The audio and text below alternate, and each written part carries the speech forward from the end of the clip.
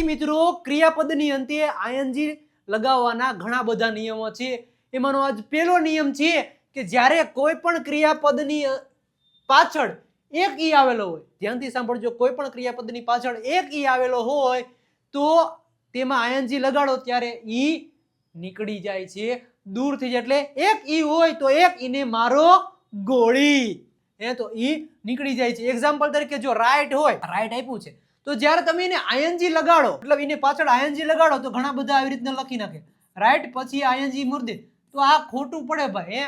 આવી રીતના ખોટું પડે. પણ સાચું શું છે તો ક્રિયાપદની અંતે જો ઈ આવેલો હોય અને આઈએનજી આપણે એને લગાડવું છે તો છેલ્લો ઈ રિમૂવ થઈ જાય છે. છેલ્લો ઈ રિમૂવ કરી અને પછી આઈએનજી લાગે છે. એવી રીતના મેક છે તો મેકનો ઈ નીકળી જશે પછી આઈએનજી લાગશે. એવી રીતના કમ છે તો કમનો ઈ નીકળી જશે પછી આઈએનજી લાગશે. એવી રીતના ટેકનો ઈ છે ઈ નીકળીને પછી આઈએનજી લાગશે. આવી જ રીતના અંગ્રેજી શીખવા માટે આ પેજને અત્યારે જ ફોલો કરો.